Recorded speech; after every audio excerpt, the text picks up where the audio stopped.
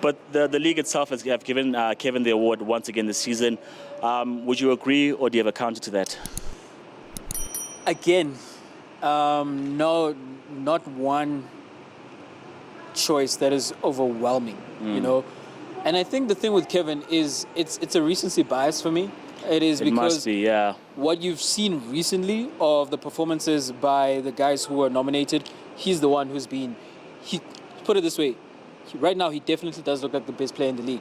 Which is a title he's held for us at least for the last 4 or 5 seasons, you know.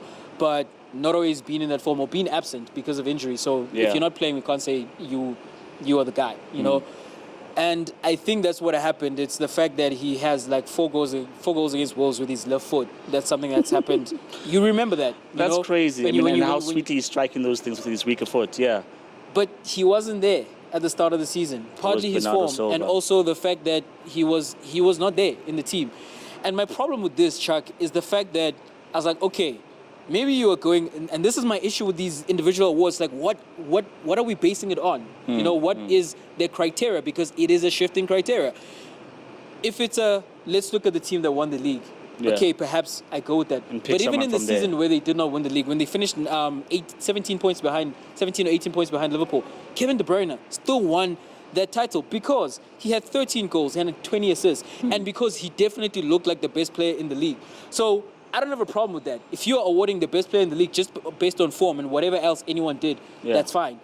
But then you come in, the season that Salah had his debut season, he won it, and they finished 4th, if I'm not mistaken. And it's like, okay, cool. This guy performed over and above everyone else, regardless of who won and who didn't. But then you come into a season like this one, you know, and it's De Bruyne. And as I say, yes, there isn't anyone you're like, okay, no, he's been robbed or anything like that. But for me, I think if I'm going off of the fact that Salah started off hot and then he tailed off towards the end of the season, whereas someone like De Bruyne and someone like Son didn't start all that hot but then picked up as it went along, I will award this based on peak. Like at their peak, who had the higher peak. Yeah. And for me this season, it came from my end, it came from a large part of the football community. When Salah was doing the things he was doing, he was being spoken about as he should win the Ballon d'Or. He should be the best player in the world.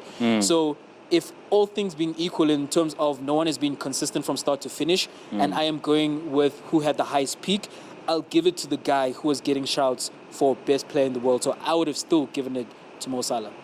I think I'd have to agree with you on that one. I mean, I've always derided Mo Salah because, for instance, even with this comparison with Mo Salah and Kevin De Bruyne, if you were to tell me that I can switch bodies and take someone else's place with someone else's abilities, it's an easy pick for me. I'd take Kevin's abilities over Salah's abilities, right? Player. Yeah, and that's how I've always looked at it. Whenever people are saying Mo Salah is the best, I'm like, but that guy has still got the tools, he's still got the skills to perform on any given day.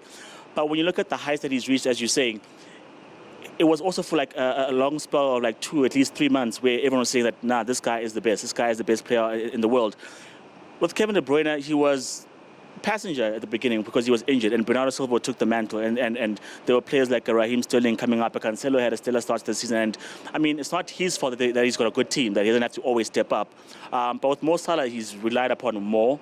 He was delivering the goods more earlier in the season, and for whatever reason, he tailed off, right? But when you look at how long he rode the crest of the wave as the best player in the world, I mean, Kevin De Bruyne just had that now.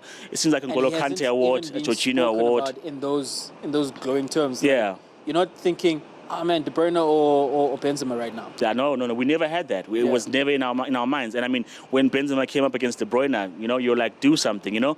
But I think recency bias must play into people's minds. I mean, that's how we have Jorginho and N'Golo Kante with those awards that they had prior. And you're like, but guys, if you look at the entire season, we didn't pick up anything. I mean, the last couple of games, we can agree that they did well, but in the entire campaign.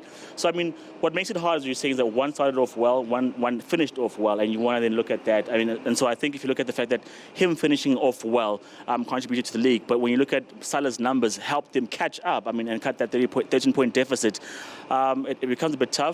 So no one really was robbed, but I think I'd agree with you with Salah. So the two best players being best player and best young player are given to the last team season as well, and he missed a bunch second. Of games. Yeah. You know? And that's the thing for me. And as you say, we can't hold it against Kevin that he plays for Manchester City.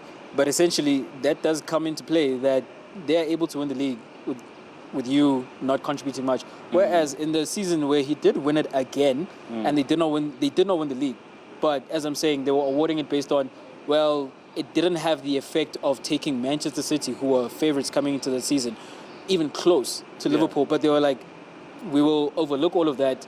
And the fact that this guy was very clearly the best player in the league, we give him the award. Whereas in a season like last season or this season, where I feel like them winning the league, even that propels him to the top of the charts. And I kind of think that's not how you should measure that. It should come into play, obviously, like how are you affecting your team? Yeah. But it like that shouldn't just be a matter of you won the big prize.